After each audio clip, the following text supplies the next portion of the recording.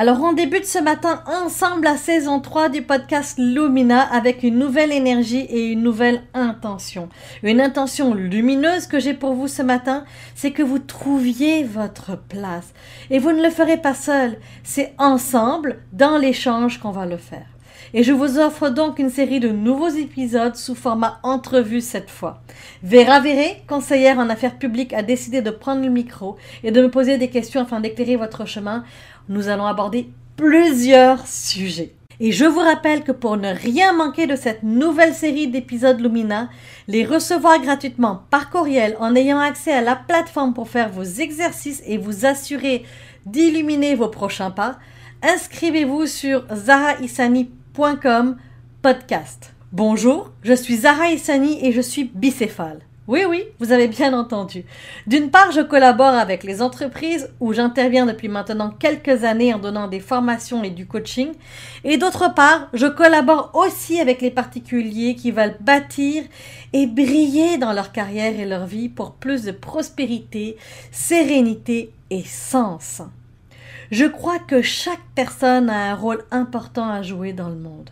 Mon rôle à moi, c'est de vous aider à briller dans votre carrière et dans votre vie, à dédramatiser les situations difficiles, à gérer les transitions, à clarifier les relations, à insuffler l'action pour plus de liberté et de légèreté, tout cela pour être encore plus connecté à votre pouvoir et lumière intérieure, pour donner du sens à vos actions, mieux vous positionner dans votre carrière et votre vie et enfin trouver votre place.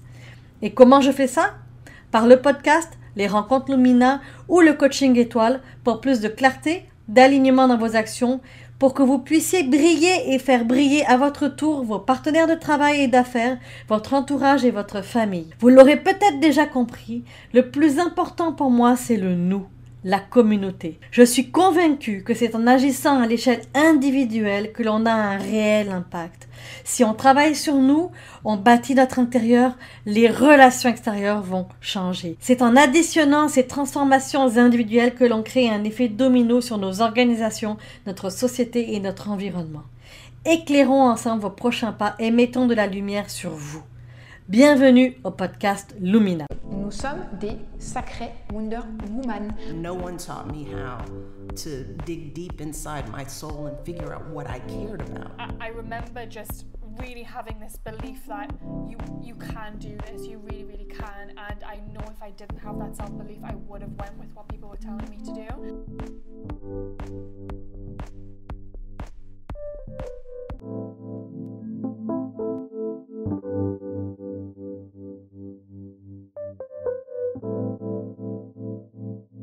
Bon matin Zara. Bon matin Vera.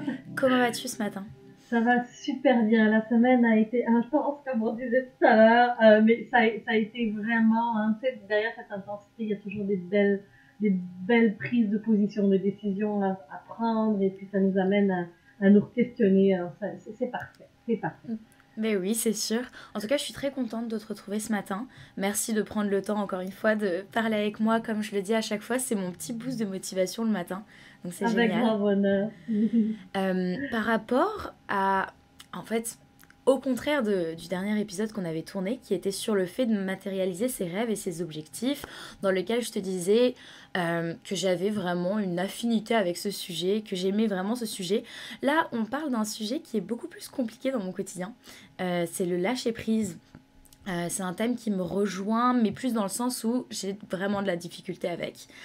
Quelle est, toi, ton expérience avec le lâcher-prise ? J'ai eu beaucoup de mal et je comprends totalement tes questionnements et tes défis par rapport au lâcher-prise parce que j'ai été puis je le suis encore sur certains sujets où il est difficile de lâcher prise parce que ça ne va pas comme on veut, parce que on aimerait que, parce que ça fait 50 ans qu'on travaille pour, alors on n'arrive pas à lâcher parce qu'on dit mais je dois continuer à faire, on doit continuer à faire.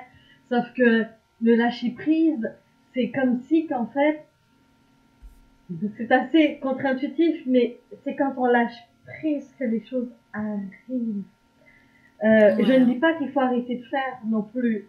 C'est un juste équilibre en fait entre je prends une décision pour avoir une promotion, pour avoir un nouveau contrat, pour pour avoir une augmentation de salaire, pour démarcher un certain marché ou une certaine industrie dans le monde en tant qu'entrepreneur. Oui, il y a des actions à faire. Oui, il y a des stratégies à mettre en place. Oui, il y a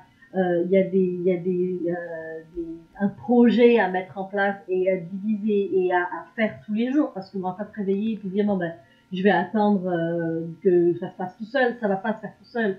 Hein, on aime beaucoup l'expression aide-toi et le ciel t'aidera. Ben, c'est à peu près ça. Il faut quand même que tu t'aides et puis après l'univers ou la vie ou en tout cas il y a quelque chose qui va se passer au niveau énergétique qui va faire que ça va fonctionner. Il y a plusieurs, et c'est sûr que c'est difficile. Il y a plusieurs choses qui rentrent en ligne de compte parce que comme je viens de dire, ça va fonctionner si c'est juste pour vous. Ça ne fonctionnera pas, mais ça fait 10 ans que vous travaillez sur la même chose. Ça ne fonctionnera pas si c'est pas juste pour vous. Donc quand vous êtes dans quelque chose que vous essayez, et certainement Vera, tu t'es vu là-dedans, tu te dis j'ai des difficultés à lâcher prise, c'est que peut-être t'as vécu des choses où tu te dis ben, je continue, mais si vous continuez de la même manière, puis que ça fonctionne pas après 2 mois, 2 ans, 4 ans, 5 ans, ben, il y a peut-être un ajustement à faire, une remise en question. Peut-être que le chemin il n'est pas devant vous, il est derrière. Et là, ben je sais pas, je dois te relancer un peu la balle. Dans ton vécu, comment ça s'est passé? Ben, c'est sûr que ça m'est déjà arrivé, ce type de situation. Après aussi, le lâcher-prise, moi je le vois beaucoup dans mon quotidien. Ça se matérialise dans le fait que je cherche toujours à faire plus. Je le relie beaucoup, tu sais, à ce besoin d'être productive tout le temps. Et je sais pas si on en avait déjà parlé, mais j'ai l'impression que justement pendant la Covid et les confinements qu'on a eus, on a vraiment vu ce besoin de lâcher prise. Pendant le premier confinement, tout le monde parlait de productivité, du fait qu'on pouvait faire plein de choses maintenant qu'on était libre de notre temps. Et après, pendant le deuxième confinement, on s'est vraiment rendu compte que ça devenait très toxique et qu'on avait besoin de lâcher prise. Donc c'est sûr que moi, je le vois vraiment dans cette optique-là. Oui, oui. Alors, je vais finir avec la première optique et je t'amène, parce que ce que tu amènes, on a un lien à faire avec le fer. Hein. Vous ne me voyez pas, mais je fais aller mes mains. Dans le fond, ce qu'il faut réaliser, c'est que justement, on est on est dans une société matérielle. On est dans cette société où on va juger quelqu'un qui ne fait rien, qui ne fait pas suffisamment. Hein, combien on a de collègues des fois où on va dire ben oui mais tu sais moi je me tue à la tâche, je n'arrête pas, je fais des heures supplémentaires, j'en fais beaucoup, puis lui il fait son 40 heures semaine, 35 heures semaine et puis il est correct et puis ça va bien. Dans d'autres pays, puis je vais prendre la France, Vera que tu connais bien, ben là on rentre très tôt et on finit à 20 heures. Est-ce que c'est productif? Je ne pense pas que ça l'est. Le cerveau, à un moment donné, a des limites. Le corps humain a des limites. On a la sensation d'avoir fait énormément. Est-ce que concrètement, si on validait et qu'on vérifiait les tâches qui ont été faites, est-ce que réellement ça a été productif? Laissez-moi en douter. Et après, on n'ira pas changer les systèmes demain matin, mais de prendre conscience que c'est pas parce qu'on est devant notre ordinateur à essayer de faire, de régler, d'avancer le plus vite possible qu'on est forcément productif. Donc ça c'est la première chose. Et c'est sûr que si on se valorise, et c'est ça le truc, c'est qu'aujourd'hui dans notre monde on se valorise par le faire. On se valorise, et quand je parle du faire, c'est travailler, c'est être productif, c'est dire bon ben j'ai 50 emails qui viennent de rentrer, il faut que ce soir les 50 emails soient réglés. Mais demain il y en aura 50 autres. Et après-demain, il y en aura 50 autres. Donc, à un moment donné, si vous continuez à ce rythme-là, vous êtes en train de dire aux entreprises que vous êtes capables. Donc, ils vont pas engager d'autres mondes. Ils vont vous siphonner. Ils vont presser le citron. Et à un moment donné, il y aura plus de jus à l'intérieur. Et c'est ça qui se passe. C'est que, je comprends parce qu'en tant qu'entrepreneur, au début, tu sais, j'avais quelques emails. Fait que ça me stressait pas. Puis je comprenais pas forcément, bon oui, même si j'ai été à l'emploi pendant quand même un bon 10 ans, où j'ai été au gouvernement fédéral, j'ai travaillé dans des OSBL, j'ai travaillé aussi dans le privé, mais j'avais ce flot d'emails, mais qui était gérable quand même. Mais aujourd'hui, en tant qu'entrepreneur, où ça rentre de partout, dans les réseaux sociaux, où ça rentre dans les commentaires, ça rentre par email, on se dit, oui, mais il faut répondre, il faut. Mais c'est parce que, encore là, je suis mon propre boss, donc je peux encore, moi, décider à quel rythme. Ouais. Mais quand vous êtes à l'emploi, si vous êtes superwoman ou superman et que vous faites, vous portez des montagnes, ben le boss fait, pourquoi j'engagerai quelqu'un, vous êtes capable de le faire. Donc, il y a tout ça. Et là, à un moment donné, ben, c'est votre responsabilité. Là, je vais vraiment appuyer sur les mots qu'il serait temps, et les entreprises vont pas être en phase avec moi, mais il serait temps que vous disiez stop. Qu'on dise, ben, il y a des limites, je peux faire ça, et si je fais ça de cette manière-là, ma créativité, elle est là, je peux régler plus de problèmes, et faites des tests.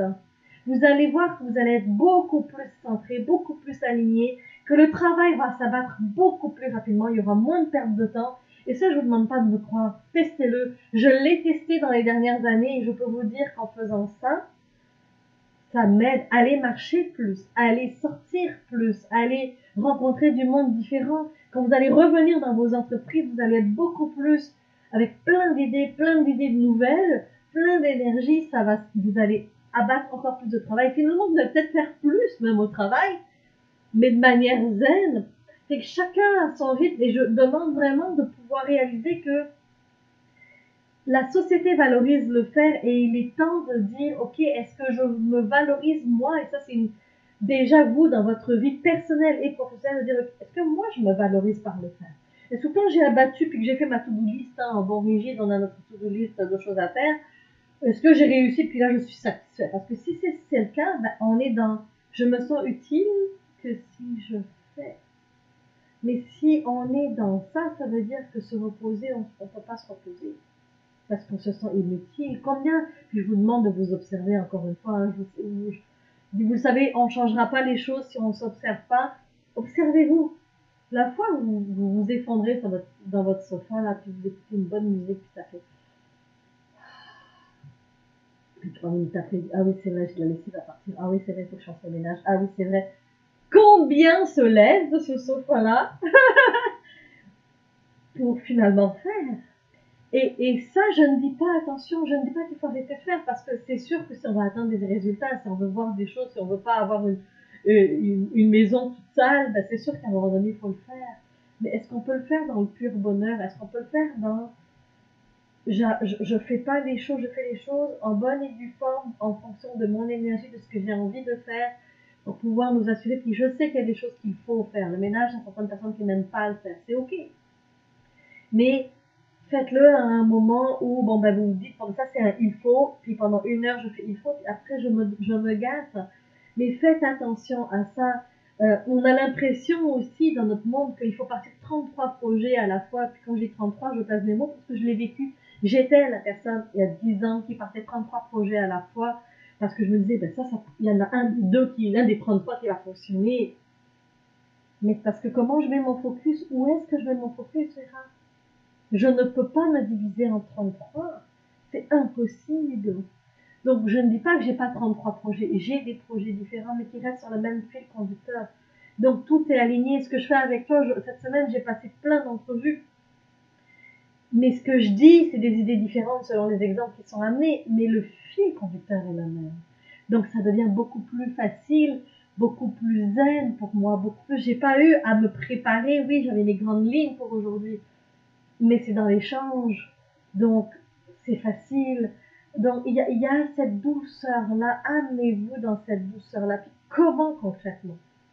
Comment arriver à faire? Parce que c'est bien beau de m'entendre parler de ça. Comment il faut le faire? Ben déjà, de s'arrêter pour observer. Mettez-vous un stop, puis faites-vous le signe de, ok, là je me mets un stop 5 minutes, juste pour observer mes pensées, juste pour observer ce qui se passe. Juste pour observer que vous respirez du haut. Hein. Moi, je dis qu'on respire comme un chien. On est comme ça, puis on oublie de respirer. Dans notre journée, des fois, on va s'arrêter pour faire... Il me semble que c'est la première fois que je respire de ma journée. Mais quand on est là-dedans, c'est parce qu'on est dans le faire. On est dans le haut, en fait. On est dans On est entre la nuque et la taille. Quand on est là, on est dans le faire et on est dans le domaine des mains. Donc, c'est ça qu'il y a à observer. Qu'est-ce que je suis en train de faire? Et puis, posez-vous la question, est-ce que c'est pas par pur bonheur? Le prochain email que vous allez avoir, est-ce que réellement il a besoin d'une réponse tout de suite? Est-ce que je peux juste envoyer une réponse comme quoi j'ai bien reçu son email parce que vous êtes assurément expérience client, vous voulez vous assurer que c'est hot, que vous êtes bon, que vous avez dit à votre client que vous allez lui répondre. J'ai vu votre email, je vous réponds dans tant de temps. Ou je vais vous répondre la semaine prochaine. La personne, elle est contente, elle a été entendue, elle a été reconnue. Et là, vous répondez à votre rythme. Plutôt que de vous demander à, oui, mais il faut. Et je comprends que ça c'est un challenge, parce que j'ai eu à passer à travers ce challenge-là. Puis encore aujourd'hui, il y a des emails, quand je les reçois, je réponds au tac au tac, parce que je préfère répondre, et ça va être encore autre chose pour vous, répondre au tac, parce que si vous ne répondez pas, vous allez être plus stressé. Bon, ben, là, pour éviter le stress, vous allez répondre. Positionner, c'est quoi qui vous fait peur si vous répondez pas? C'est quoi qui vous stresse si vous... C'est limite plusieurs thèmes, hein. J'ai l'impression qu'on parle de plusieurs thèmes à la fois, mais c'est plusieurs thèmes qui rentrent là-dedans pour pouvoir lâcher la pression, parce que on lâche la pression que quand on a contrôlé un peu tous les paramètres. Donc, allez travailler sur ce qu'il y a besoin de contrôler et lâcher prise. Envoyez-le à l'univers. Moi, maintenant, aujourd'hui, c'est ça. Je pose des actions, je tourne la roue assez facilement, puis je procrastine pas. Tu sais, j'avance, mais une fois que la roue elle est tournée puis que les choses sont mises en place, je lâche. Et j'attends de voir le résultat. Si vous êtes entrepreneur, arrêtez de tourner la roue à chaque 3 jours parce que vous n'avez pas eu un like. Parce que là, on ne sait plus si c'est bon, si c'est... Attendez quelques semaines avant de dire que ça ne fonctionne pas. Parce qu'on ne sait pas aussi rapidement. Vous devez, il y a une constance, il y a tellement de choses qui rentrent en ligne de compte. Attendez quelques semaines, quelques mois pour voir si réellement ce projet-là fonctionne pas avant de dire ça marche pas. Ajustez-le après avec des amis, avec des clients, pour pouvoir l'ajuster. Mais arrêtez de tourner la roue. Et moi, je vous dis ça parce que je l'ai fait. Au bout de 5 jours, je voyais pas. Verra concrètement, je changeais mes visuels, je changeais mes tags, je changeais tout. Et là, je repartais. Et puis là, j'avais un autre espoir. Puis là, stop. Travaillez avec votre intuition. Travaillez à l'envers. Travaillez avec votre intuition. Travaillez avec ce qui monte. Et là, mettez-le en mouvement. Puis depuis que je fais ça, ça fonctionne. C'est vrai dans l'entreprise. Puis c'est vrai en tant qu'entrepreneur. Donc, stop. Arrêtez-vous. Cohérence cardiaque. C'est simple. Vous l'avez, l'application ici. Cohérence cardiaque. Dans les iPhones, vous l'avez sur YouTube, vous l'avez. Arrêtez-vous, même si c'est 30 secondes. 30 secondes, je vous demande juste 30 secondes. Même la personne qui roule le plus, qui fait des millions de dollars aujourd'hui, est capable de s'arrêter 30 secondes.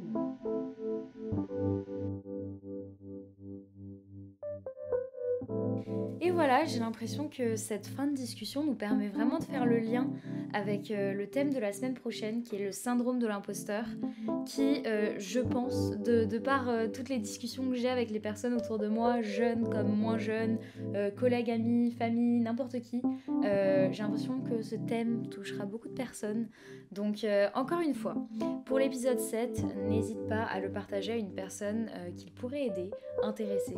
Puis, n'hésite pas aussi à nous envoyer tes commentaires, tes questions, n'importe quoi. Ouvre la discussion avec nous, ça nous fera plaisir. Puis on se retrouve la semaine prochaine pour le dernier thème qui portera donc sur le syndrome de l'imposteur.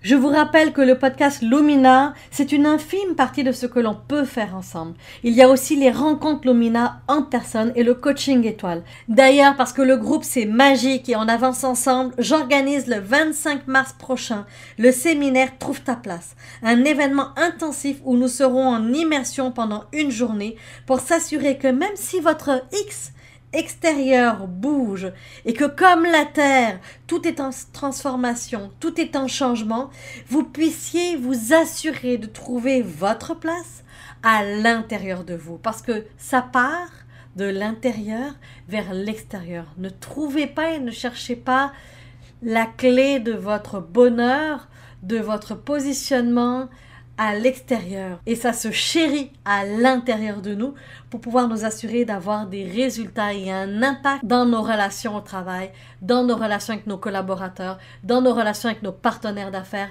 notre entourage. Alors je vous dis, il n'y a que 12 places, rendez-vous le 25 mars prochain. Et vous avez aimé l'épisode d'aujourd'hui? Pour ne rien manquer, vous assurer de recevoir par courriel les nouveaux épisodes et avoir accès à la plateforme de formation qui vous donne accès aux exercices. Et croyez-moi, je vous lis et je vous réponds, je suis là pour vous. Inscrivez-vous sur zaraissani.com/podcast. Je vous dis à la prochaine et passez un lumineux moment à travers vous. De cœur à cœur, à bientôt!